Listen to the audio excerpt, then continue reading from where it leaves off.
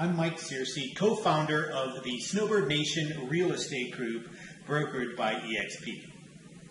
Today is my birthday, and for my birthday, one of the things I did in preparation while I've been home is I ordered Instacart. And this was Instacart that was ordered in some part to just refill some groceries in the home and to see what was still available in the grocery store, but then at the same time to actually kind of find out a couple of things. A couple of things I found out. Number one, the world is still out of toilet paper.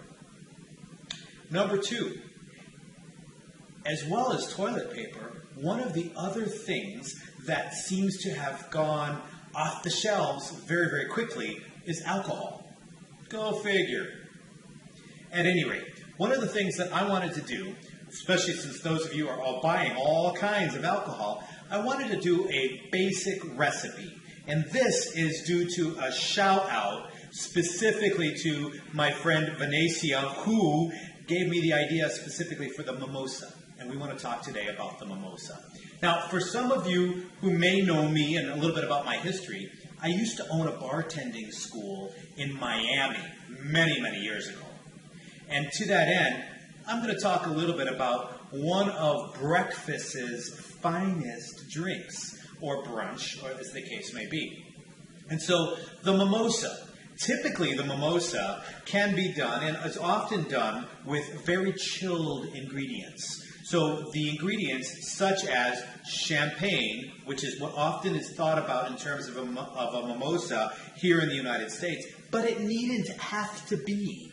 But whatever we're going to use needs to be cold, because if it's not cold, it kind of ruins the refreshing flavor and value and potency of the drink itself. And so what I've picked up is probably something that I even prefer. So I was real happy to find out that it was still available at the liquor store for us to grab and to use. But I picked up a couple of bottles of Prosecco. Because one of the important things about a mimosa is typically it's made from dry, sparkling wine. Sparkling basically means it's got the bubbles.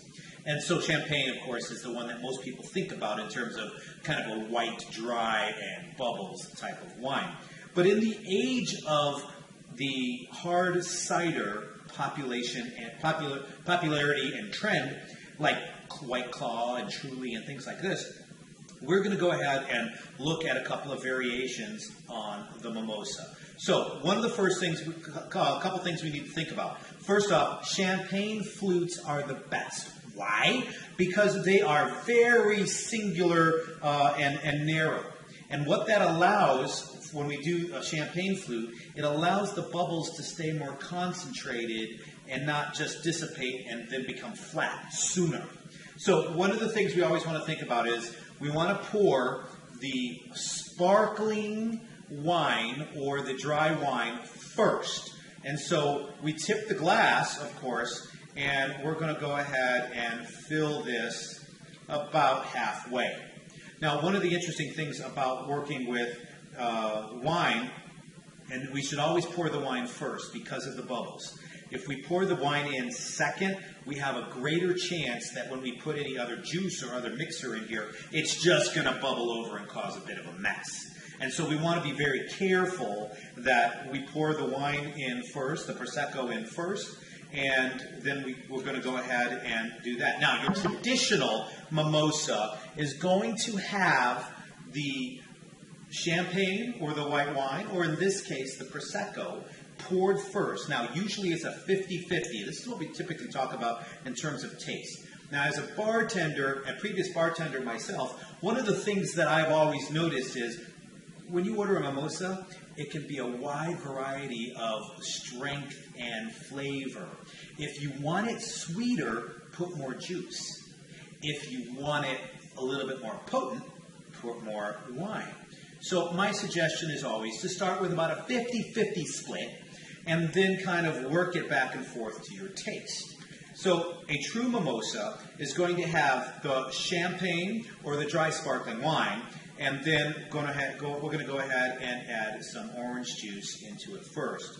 So there is your mimosa. Now, There are a couple of other things we might do to a mimosa, and that is specifically to say, number one, some recipes will call for Cointreau, or an orange-flavored liqueur, basically, to be tossed in there. That's neat and necessary. Yes, it will raise the alcohol content, but it really doesn't add too much more with respect to the flavoring and the purity of the drink itself.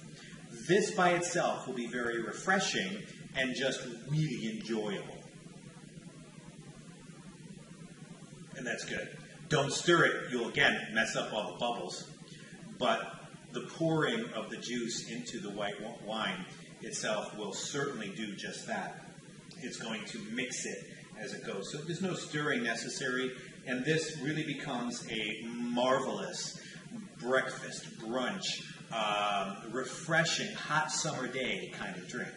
And as we're getting ready to go into the hot summer days, aren't we all thinking about what we're going to do for a refreshing repast? All right. So having said that, let's talk about a couple of variations. You see, again, in the popularity of all of these flavored ciders or seltzers, etc., we've got that same concept still happening. So let's go ahead and look at some of the things we can do in terms of going ahead and tilting my glass a little bit to pour the wine so we're not bubbling over too much. And then things we can do.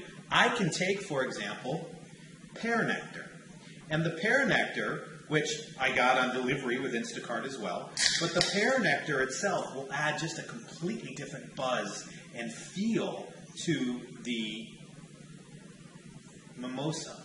So instead of an orange mimosa, I now have a pear mimosa. You'll notice the coloration is just a little bit different in this respect, and it'll actually come up with more of a pear flavor that will just kind of astound you in a very light, crisp, and refreshing way that isn't quite citrus, but will actually feel like you just pulled that pear right off the tree.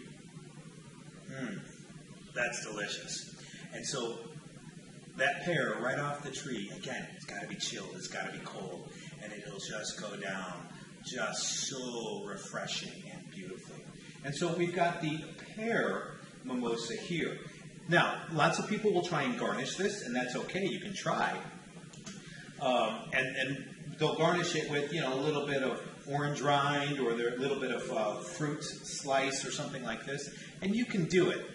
I personally like my mimosas just plain without a whole lot of stuff on them because the drink itself doesn't require a lot of garnish. Now, what else can we do with the mimosa as well? I can take the same concept. I'm going to tip my glass again. I'm going to pour approximately half to maybe a little bit more than half of the cup with a Prosecco, a dry Prosecco. And then I've got the apple. This is the apple cider. If you're going to get these juices, my suggestion is always get the 100% juice. Avoid all that cocktail stuff as far as the juices go, because when we actually say, cocktail specific for that, what we're really saying is we're just throwing a whole lot of preservatives and water and things like that in. Get the 100% juice. Your taste buds will just explode and with gratification and thank you for it. So, absolutely. So this is a 100% juice apple cider. And so I've got an apple mimosa now. And the apple mimosa, you can see it's kind of this sparkling, beautiful idea of now an apple mimosa. Yes, it's like I just took the apple out of the refrigerator after just being pulled from the tree.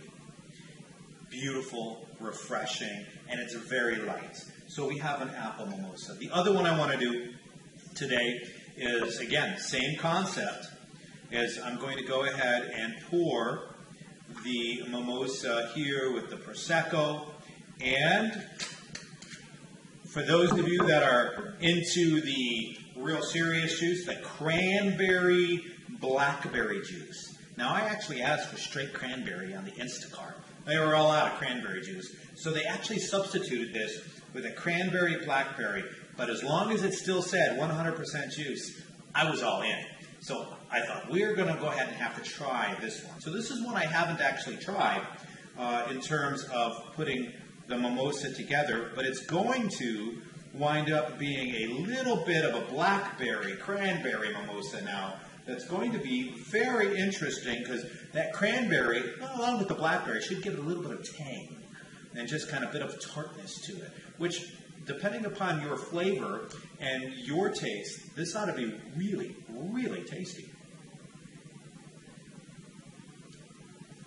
Oh, that's great. And the actual flavor sort of covers up even the wine, so you won't even know that you're drinking any Prosecco in there or champagne in there whatsoever. So, but the idea really is dry, white, sparkling. But some people have actually asked me in the past when they said, I don't like bubbles. Well, the Prosecco and the champagne, of course, is going to have bubbles. So what could you do with that? And here's a suggestion. One that I highly recommend if you haven't already tried it is to actually take, instead of, use the traditional recipe with the orange juice, but instead of the white wine, see, the white and the dry is the idea that we're really looking for here, but what I've got here is some white sake. Now, the sake also needs to be cold in this case, and so I'm going ahead and take this, and again, pour the sake. You're not going to have nearly the kind of bubbles aspect that you are going to get, but sake in and of itself will add a whole distinct new flavor to what we're trying to do. And then go ahead and pour the orange juice in that, and you're going to have what I call a sake mimosa. And the sake mimosa, for certain people, is just going to be flying off, especially if you're a bartender, flying off the bar, because this is one of those things that people who like sake cannot resist. And that's delicious. So, a couple of things with the mimosa. Now, you can use nearly any kind of juice. Some people will actually put in mango juice, for example, or watermelon juice, and things like this. So the mimosa, you can get very, very creative with.